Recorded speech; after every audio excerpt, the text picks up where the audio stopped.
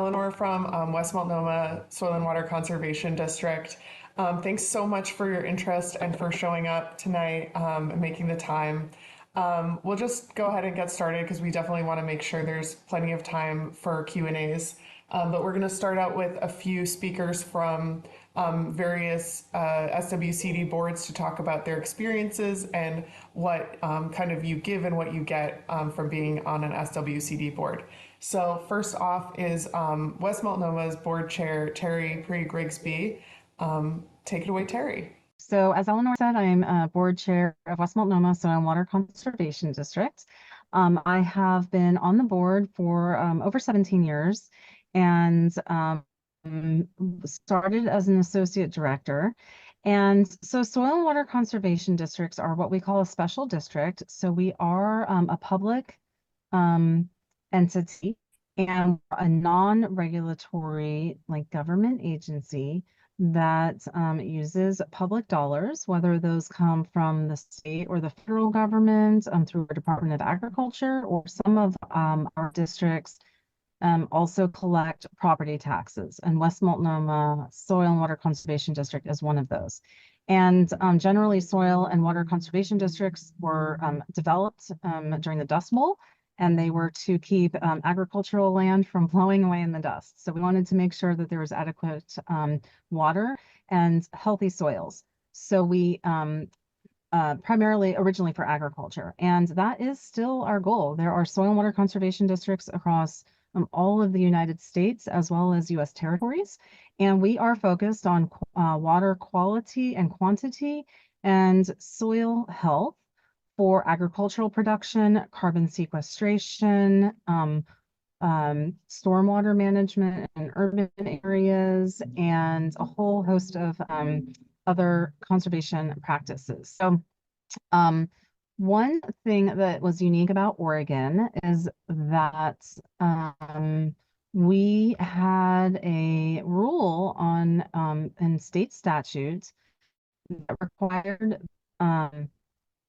district directors that were zone directors. That means that you were responsible for a specific geographic area rather than an at-large area, that in order to be eligible to run for office as a zone director, you had to own or manage 10 or more acres of land. And while I'm a zone director, I was appointed to be that after I had served in a non-voting capacity for 2 years. And so now I am a zone director because I was able to come in that way. But several of us thought that it wasn't fair to keep these public agencies that use public dollars, especially in our urban areas where very few people can own 10 or more acres.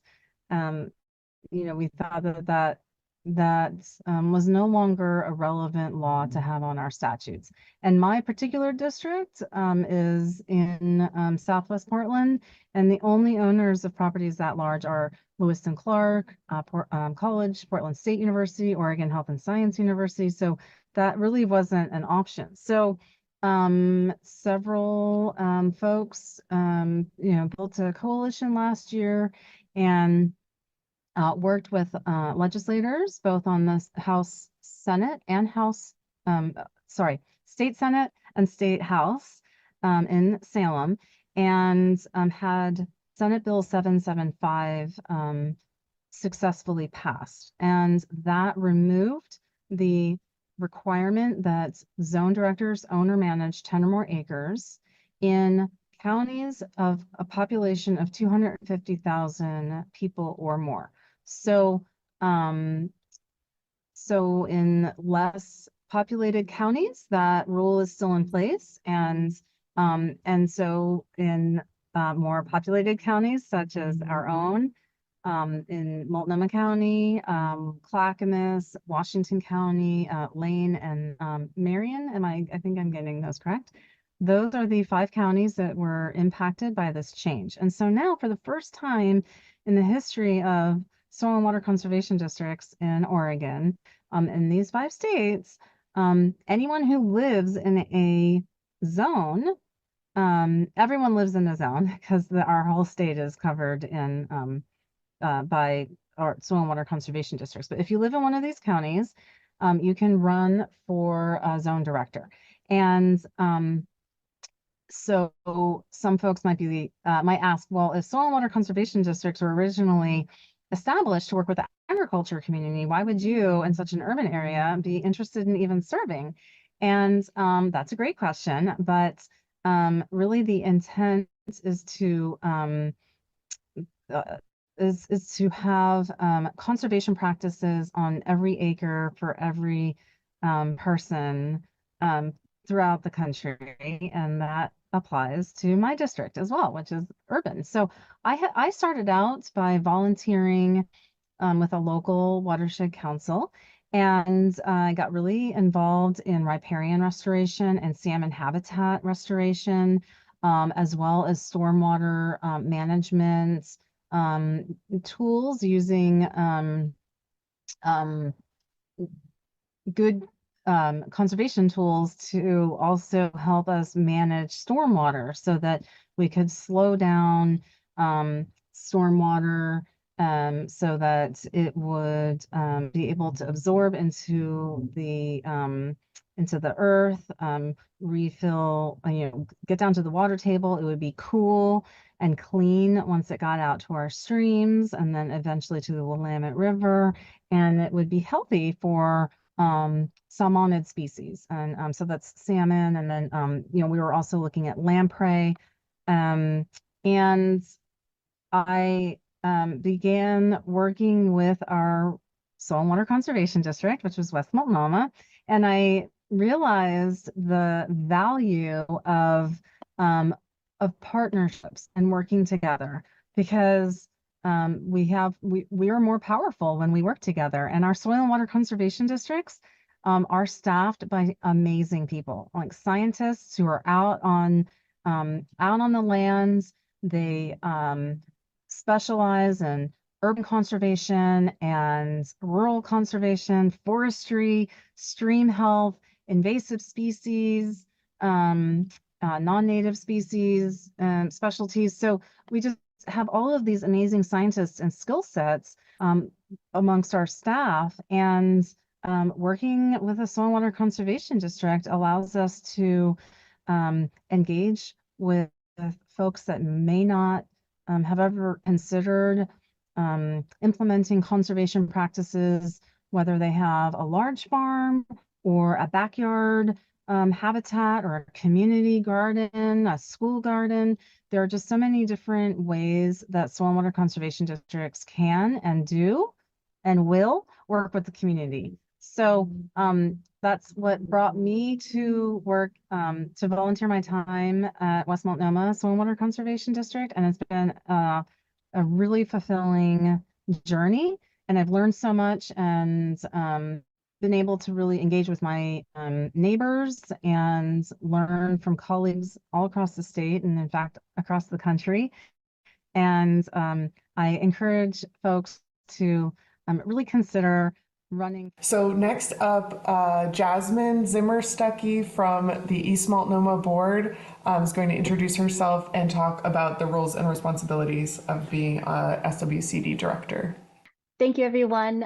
It's amazing to see so many people. I think that this is a real testament to the importance of Senate Bill 755 and removing some of the restrictions that were prohibiting people who care deeply about soil and water, who live in urban counties from running for office. So thank you as a testament. Your presence here is a testament to the hard work of many people. So I'm going to speak briefly about the roles and responsibilities of being on the Soil and Water Conservation District, and then I'll talk a little more about why I chose to run. If you take, nothing away except this, I would say if you're wondering about what the roles and responsibilities of being a district director is, it is look on the Oregon Department of Agriculture website.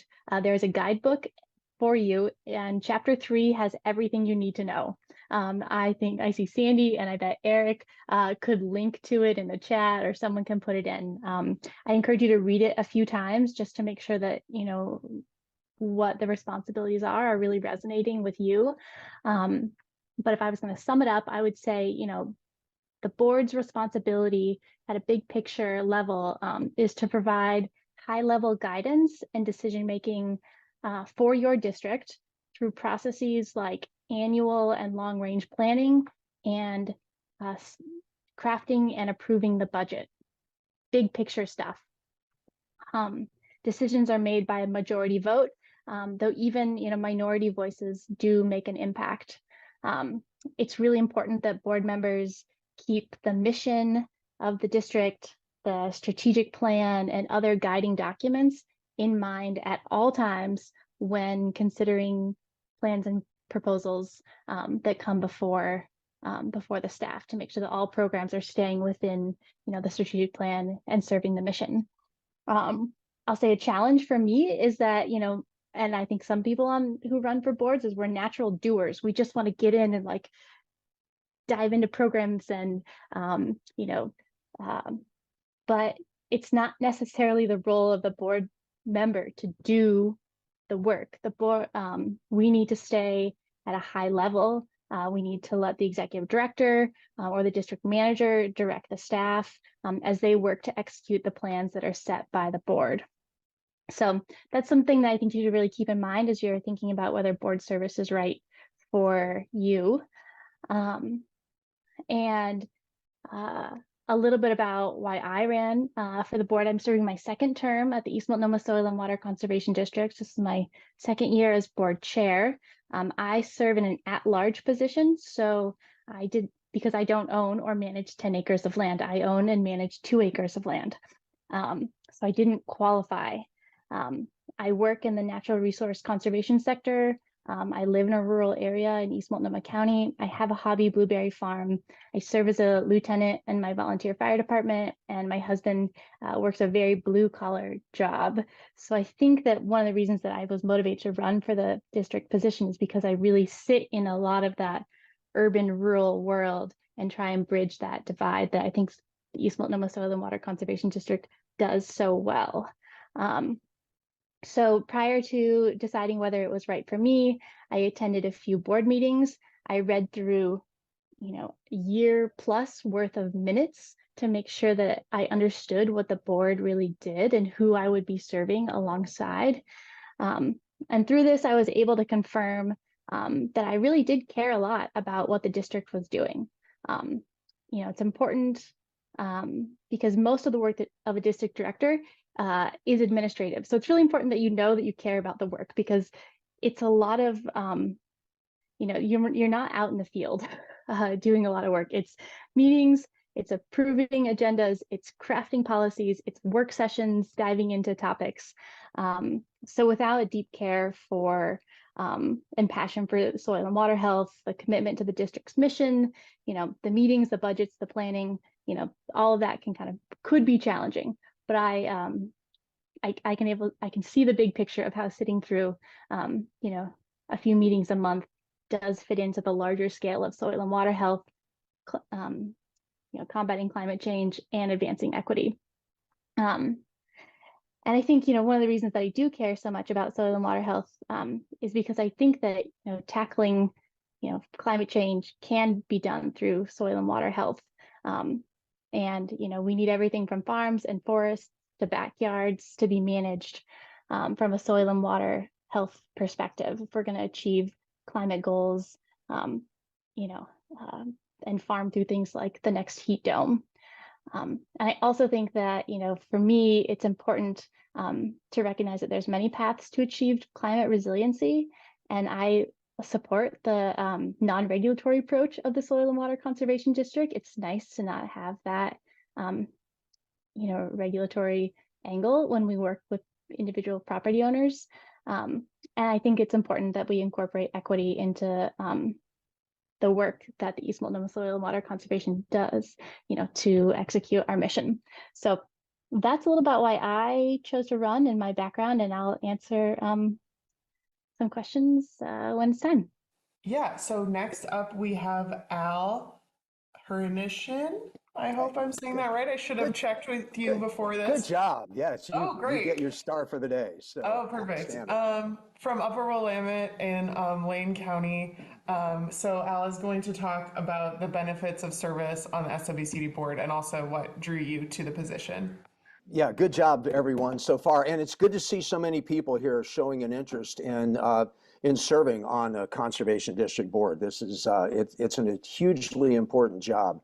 And the way I got started, I'm not originally from Oregon. I have no real background in conservation, but the property that we live on was the recipient of a CREP project about the time we were moving here, stream restoration project that involved improving stream flow for fish passage and habitat. And the board that I'm sitting on now, the Upper Willamette, they had someone, a zone director, drop off. And because I was recently retired and didn't have a whole lot going on, um, they asked if I would be willing to serve, to fill in for a couple of years on the board. And I got myself involved, and it turned out that I really, really liked what I did. It was fascinating for me to learn, number one, just conservation principles in general. It was a great way to get to know people, being a recent move here to Oregon. I've learned a lot about not only the state, but just how conservation is operated and business practices in general. And so after the first 2 years, I was up for election.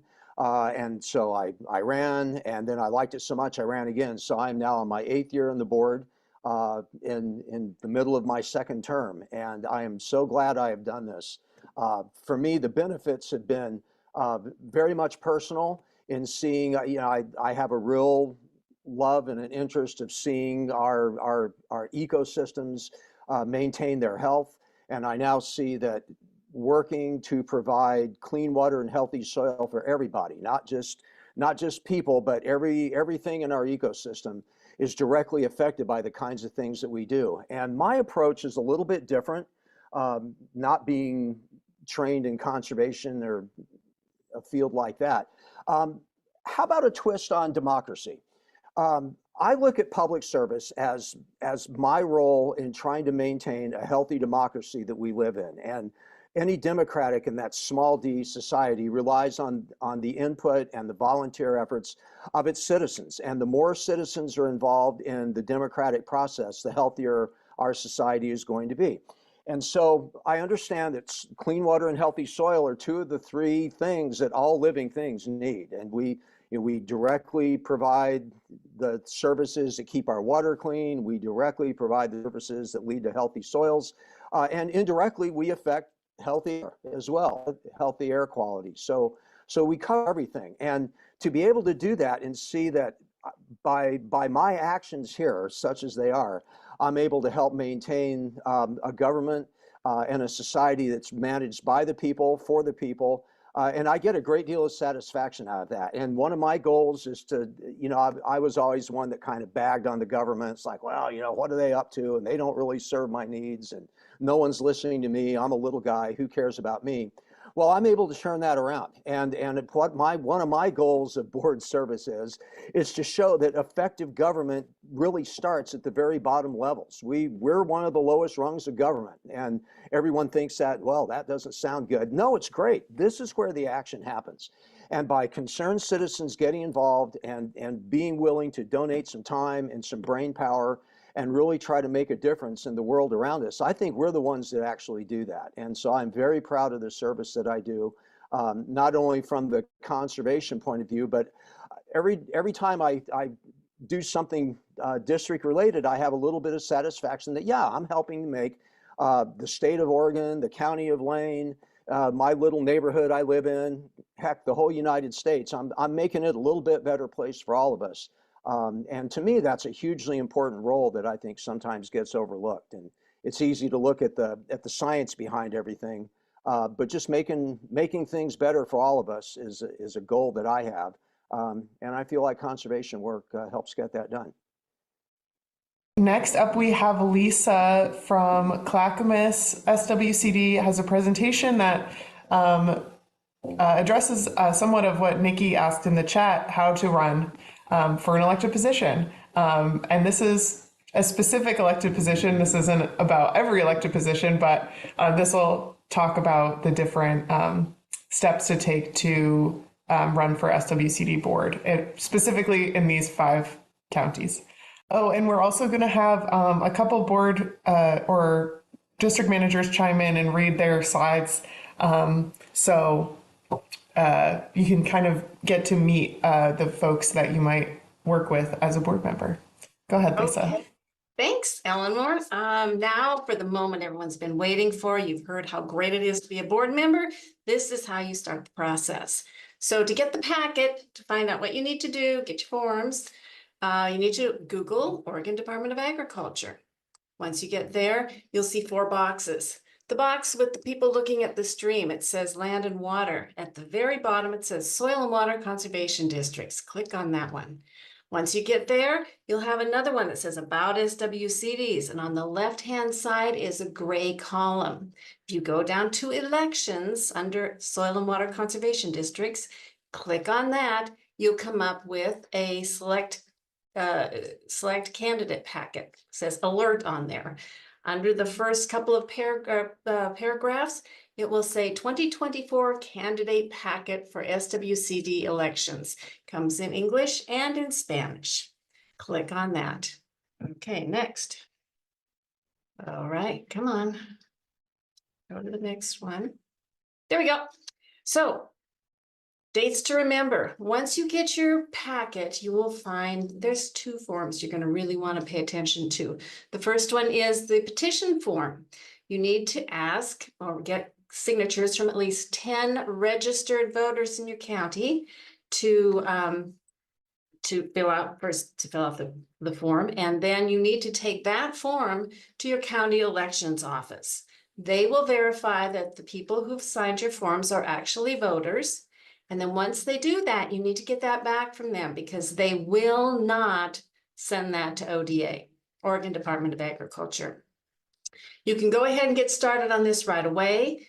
That gives you a little extra time, but you cannot submit that form plus the other candidate form. It's called the candidate petition for nomination. No, that's a signature sheet. The candidate declaration of candidacy, sorry. That's the form. That one and the petition form are submitted to Oregon Department of Agriculture, but don't submit it until July 18th. Anytime between the 18th of July and August 27th at 5 p.m., they will accept those, and then you will be set to be on the ballot.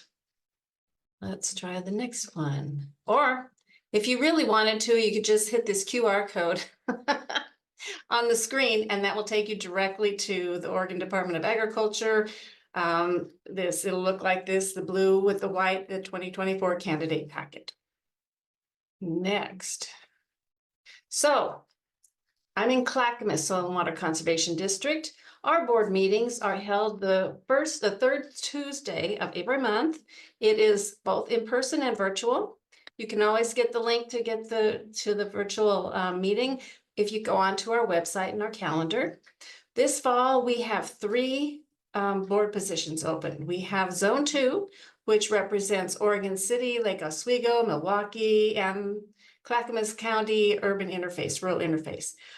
Zone 3 is representing Canby, Beaver Creek, and the surrounding areas. And then we have 1 at-large position, and that one represents the entire county. So if you're interested, please get your packet and get your forms in. Next will be West Multnomah. Hi, good evening. I'm Lynn Barlow. I'm district manager with West Multnomah Soil and Water Conservation District. As you can see from the map, our district extends from the Willamette River west through the rest of Multnomah County that extends west of the Willamette River. We're not a very large district, but we're rather diverse, and we include much urban area, as our board chair Terry Pre-Grigsby already described. We also include a significant agricultural area in Sauvie Island, and then a significant forested area of the Tualatin Mountains that extend even beyond Multnomah County.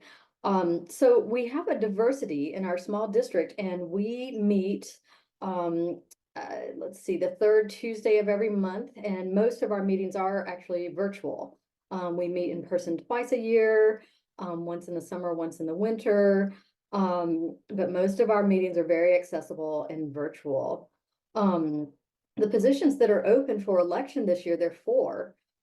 Zone 1 and Zone 2 which are all of Sauvie Island is represented by Zone 1 and Zone 2. Zone 2, you can see, extends across Multnomah County into the Tualatin Mountains a bit. Zone 3 is in the Tualatin Mountains. And then we also have an at-large director position open, which would be representative of the entire district area. And so please do check out our website. If you're in our district, note that you can type in your zip code on our website to determine exactly what zone you're in and whether or not you'd be able to run for office in that zone. Thank you.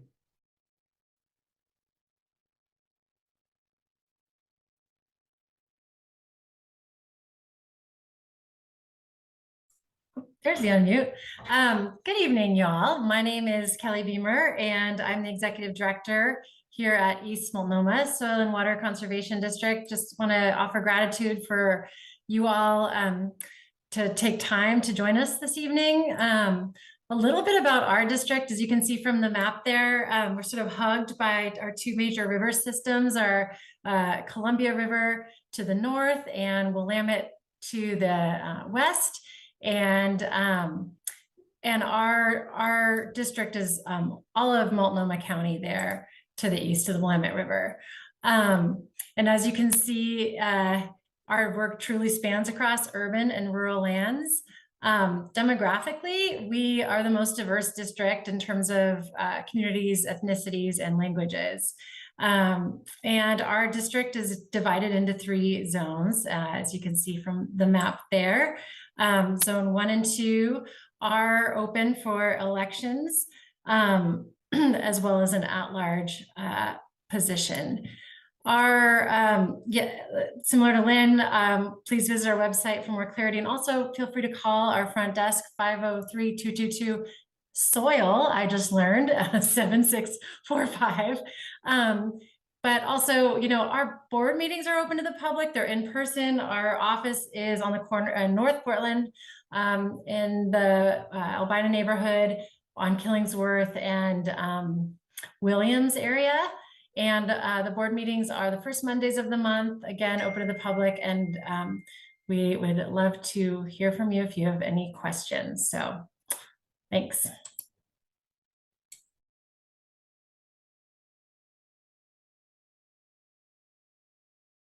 Well, good evening, everybody. It's so exciting to see everybody here tonight. I'm Brenda Sanchez. I'm the district manager for the Soil and Water Conservation District here. And we're located, our facility is located in Staten, on your way out of Salem toward the Detroit Lakes upper North Santiam River watershed. We have 5 zones, and Marion County is quite a unique county. We have, I think, the most diverse agricultural outputs of the state. We also have large, we're the capital, Salem's here in our district, so we have a large urban center, and the county is dotted with small little urban cities and stuff throughout. So we have done a lot of work here at the district, also to expand our outreach and getting to try and work with all the many diverse communities we have here in Marion County.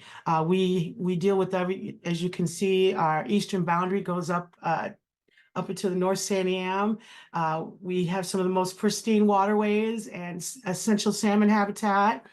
And our urban centers, we have some really awesome parks, and we work really hard together to try to bring everybody to work toward our mission of conserving our natural resources. We meet once a month, every the first Wednesday of the month. We welcome you anytime to join us.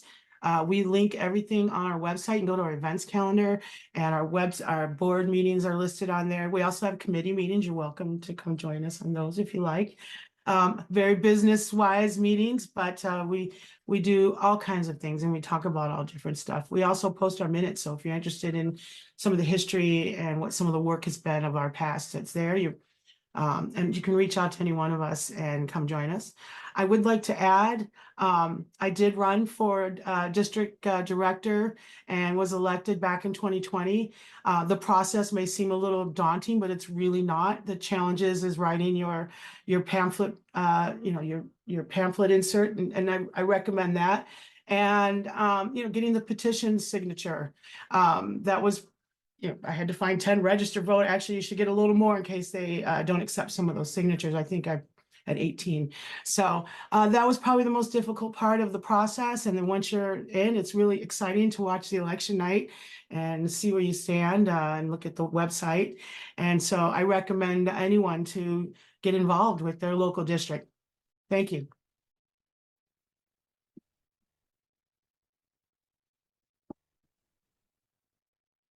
Hi, folks.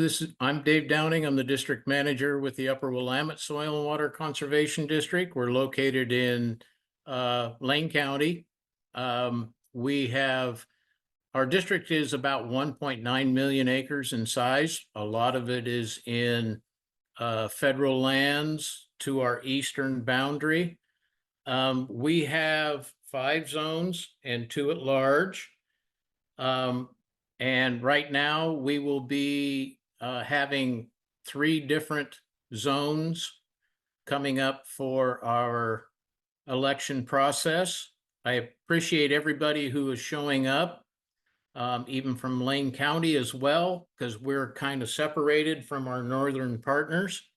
But we are working towards establishing our programs. We just received a tax base funding structure in 2020, but started receiving funds in 2021. And so we're really trying to grow, and we're going through a transition, and it would be great to have new and diverse ideas and thinking involved in our board. We are primarily based, our urban center is Eugene and Springfield, with about a constituency of 350,000 people. And then we have our urban centers running down south to the I-5 corridor with Cresswell, Cottage Grove. We have Junction City to the north. And so we have a diverse amount of agricultural areas within our zones. And so I think it's great that we could have this forum to be able to explain a little bit about our districts and what we do. We are highly involved in soil health. We have a very strong partnership network within our district that we work with a lot of different conservation entities. And so we just want to build on that and continue to grow our district and to be better stewards of the land.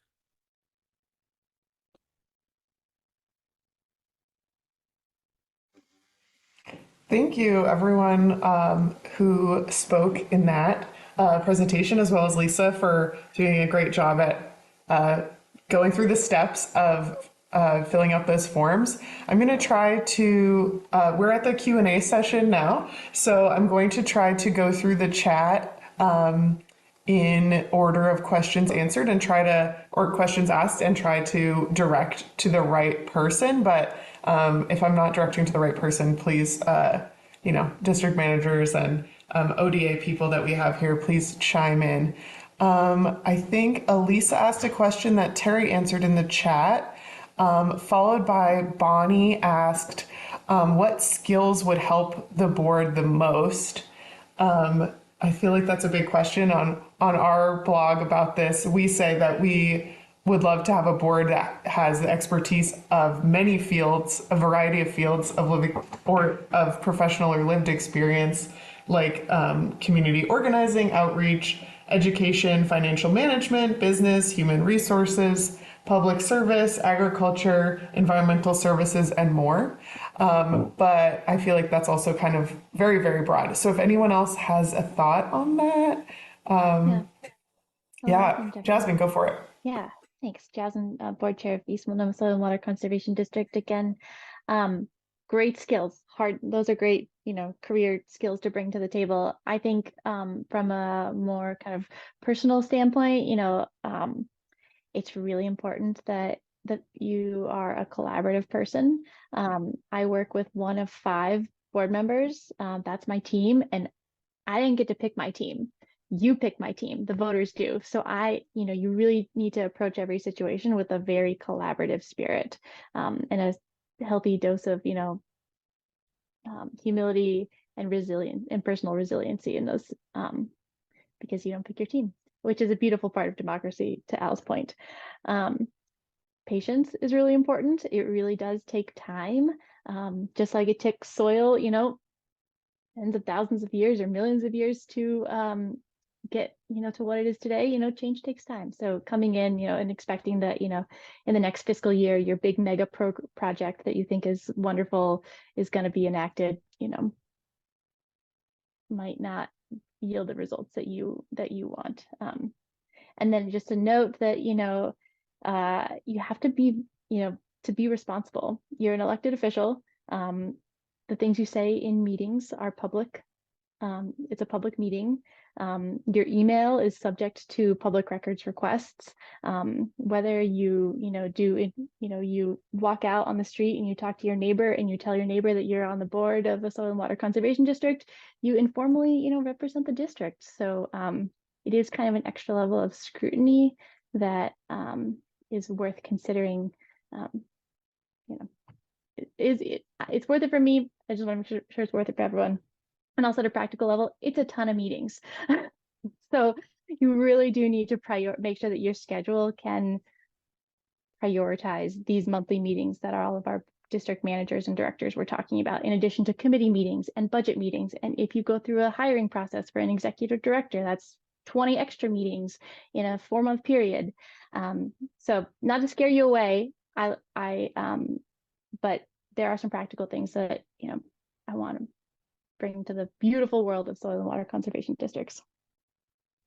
Thank you, Jasmine. And you can tell that Jasmine recently went through a hiring process for a new executive director for East Multnomah. I just want to keep moving on questions. Cami asked, how do board members engage in recruiting other landowners to engage in conservation? Maybe it would make sense for a board member.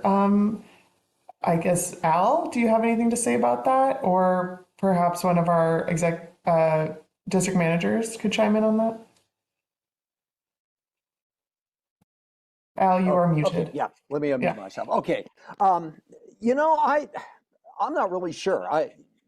I talk to my neighbors, I talk to other people that I have a chance to, and try to, whenever I hear people say, oh, well, I don't like this or I don't like this. And it's like, well, have you considered working with our conservation district to achieve these results? But I don't know that I, as a board member, have a whole lot of good ideas on that. Other than, I think the thing I work on a lot is just getting our name out there. That's one of the things that kind of struck me about the conservation district is when we went for our tax base back in 2020, I thought that would be the magic key. I always wondered, well, why doesn't anyone come to our board meetings? No one seems to know who we are. Does no one care? And it's not really like that. No, I don't know why people don't show up, but people do care. And trying to get people engaged and involved if they have issues on their property. It seems to me, and maybe even Dave could back me up a little bit on this, it seems like it's been mostly our field staff that's had the best success because they're out there, they're the people out there dealing with the public in an official capacity day in and day out. And just from my recollection, it seems like a lot of our work in engaging landowners has been in conjunction with something else that's been going on, and then a neighboring landowner gets to meet our tech person that's on the ground. So maybe, I don't know if that's true in other districts or not. So But one interesting thing to keep in mind, though, is that we do serve the public and we serve everybody. And that's why it's so important to understand who your constituency is and understand what their needs are. When you're a 501, you sort of are at the mercy of who funds you. Whatever your membership says they want their donations to go to, that's pretty much what you have to do. But as a conservation district that's publicly funded, we serve everybody. We serve everybody whether they like us or hate us or whether they don't like paying taxes to us or not. That doesn't matter. We take all comers and trying to find those people in those areas that need our services. Because we're not regulatory, we can't just go to someone and say, we are going to come and fix your problem. That's not what we do. They have to come to us and engage with us. And that makes it a little bit tougher, I think. So yeah, I don't know. That's a tough answer. And how do you get people to understand who you are and what you're all about?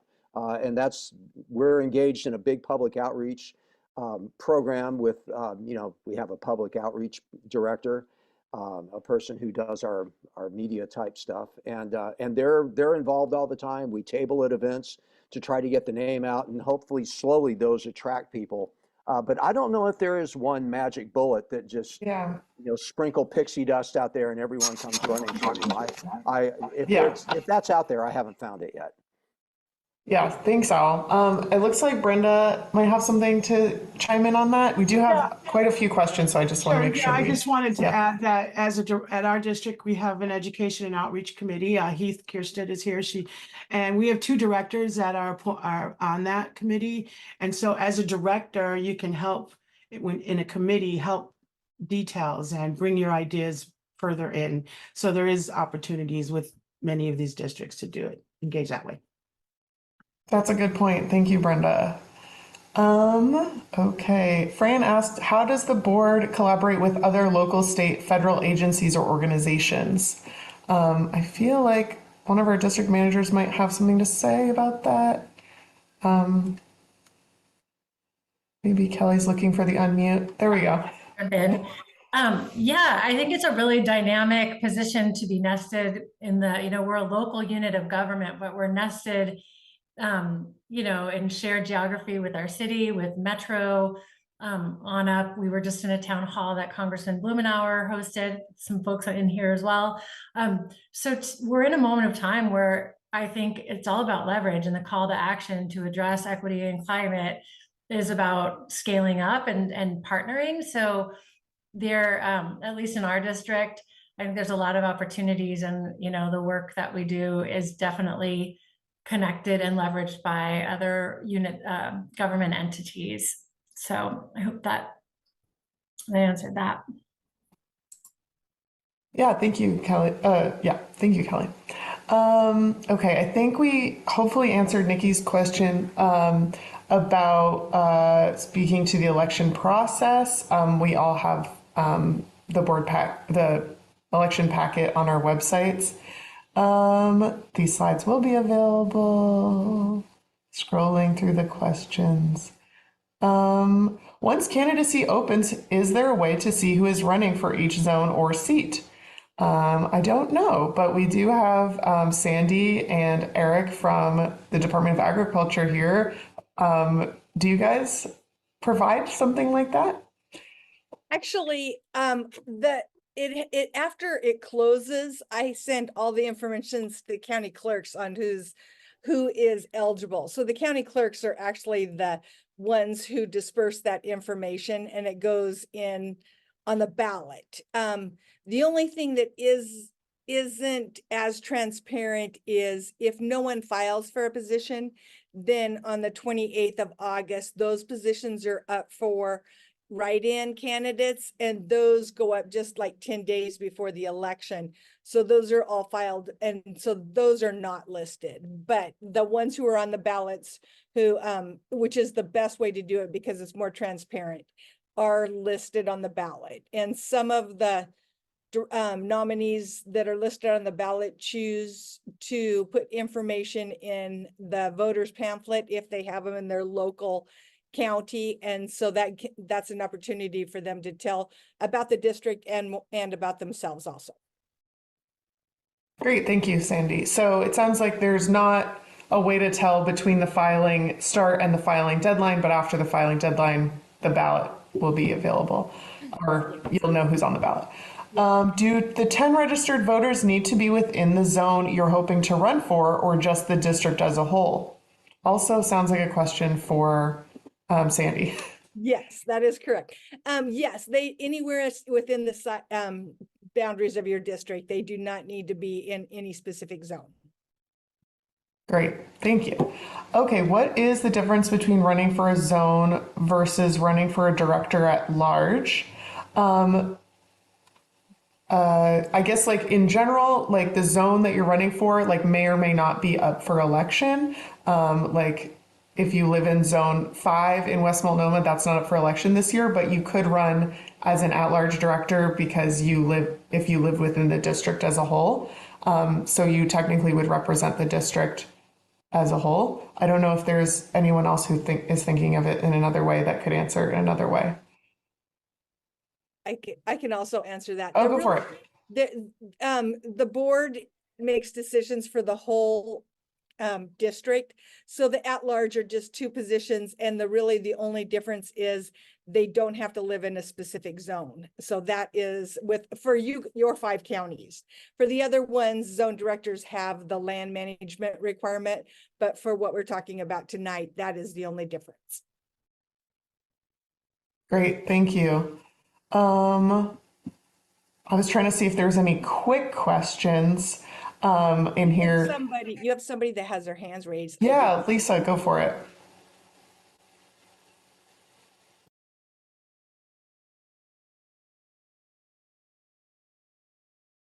Lisa Morrison, do you want to unmute and ask a question? Oh, thank you. This may not be true for soil and water, but for other filed candidates, their names can be seen. I'm sorry, I can't remember if it's on the Multnomah County, or the county elections websites or the Secretary of State.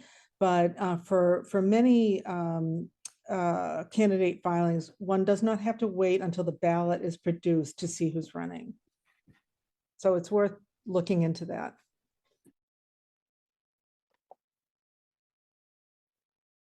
Okay, thanks. Al, did you have something to add?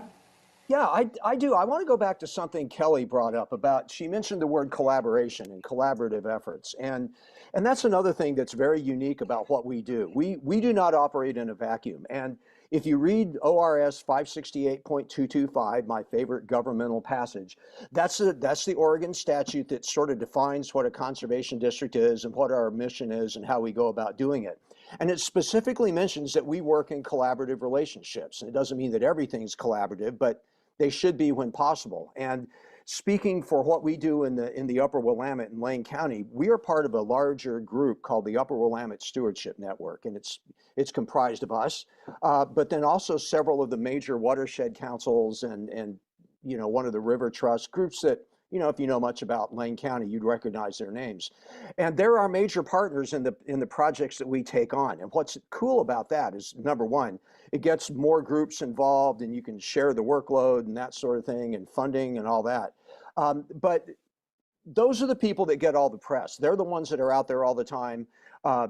Because if you're a 501, everything is about raising money and getting your name out there. And one of the nice things about having a tax base is that we don't have to worry so much about the fundraising part. It's great for leveraging, but we have our basic needs met.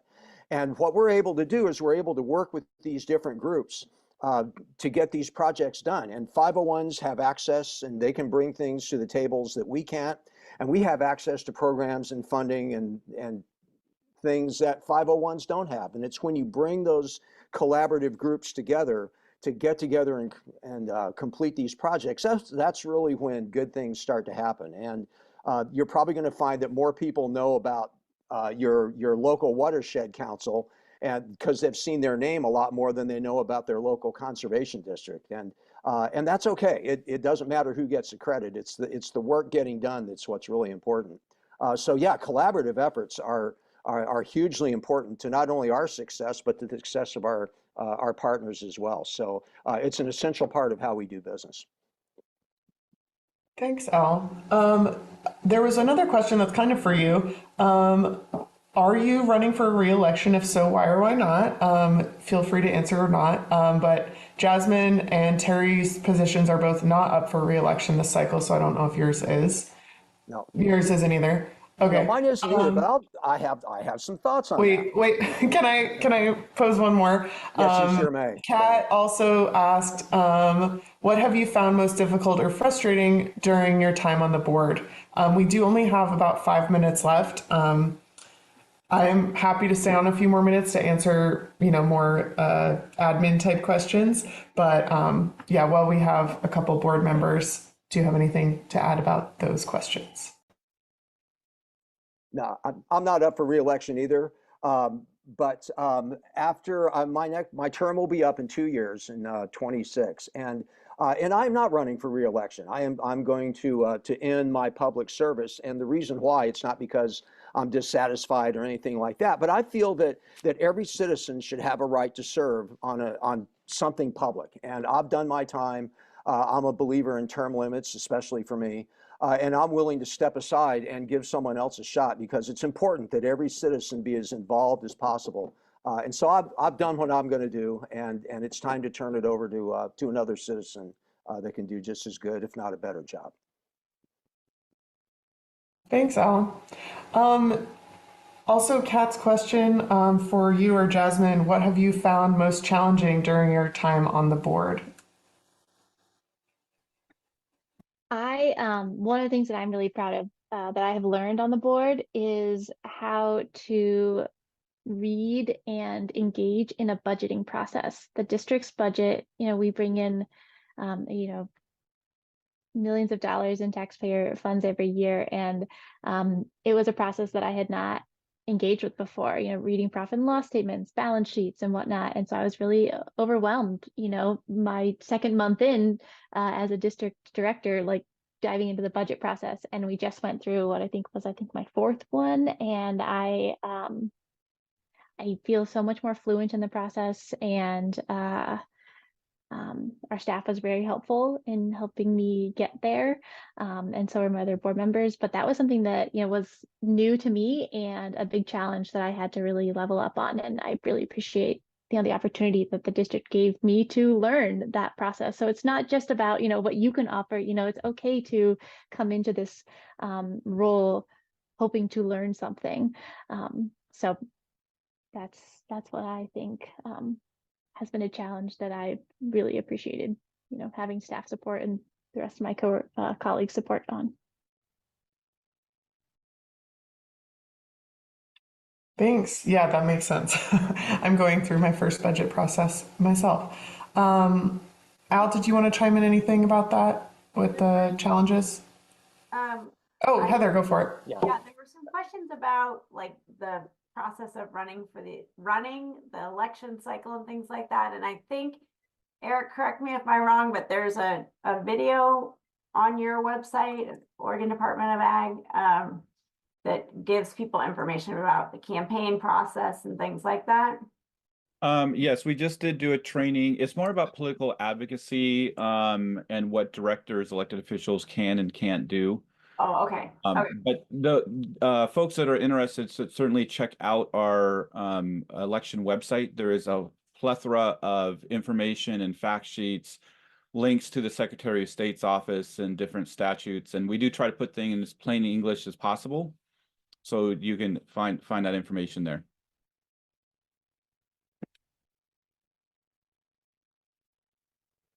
Thanks, Heather and Eric. I saw that Kelly chimed in about the putting money into the campaign. Someone was asking, Elisa was asking if folks raise money. Jasmine said she did not, but Kelly had something to add about that. Yeah, I just wanted to clarify that question, that candidates can spend money on a campaign, and there are cases in other districts where that has been the case to finance a campaign. So, but spending above I'll just add that in my experience working with all the districts, it's extremely rare for candidates to spend money on a campaign. does happen, but extremely rare. But if you do spend money on a campaign, you do have to fill out additional forms, and that's vitally important. And those instructions are also on our website. Can I add real quickly? Because this is a volunteer position, you get a highly reduced cost to submit your voters pamphlet. Submission was like $25. So that was all I spent when I ran.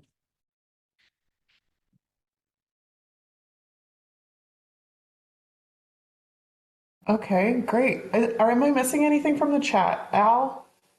One thing I just want to say before people start logging off is if you're filling out your forms and need to get them to the county clerks, don't wait too long to do that. I know here in Lane County, it takes a week or two. And of course, the longer you wait, the longer it takes them to do it. So make sure you get your forms in plenty of time to get them back, because you have to send them to Sandy. And so it's sort of a two-stage process. And we actually had a board member in our last election that didn't get her paperwork in on time. And so she had to run as a write-in candidate, which didn't matter in the end, but it can be frustrating. And if you're going to be in a race that's contested, you know, if you don't get on the ballot, you probably aren't going to make it. So do not put this process off too long. But I'll stick around in case there's any final questions. But thanks everyone for coming, and we'll have all this up on the website soon.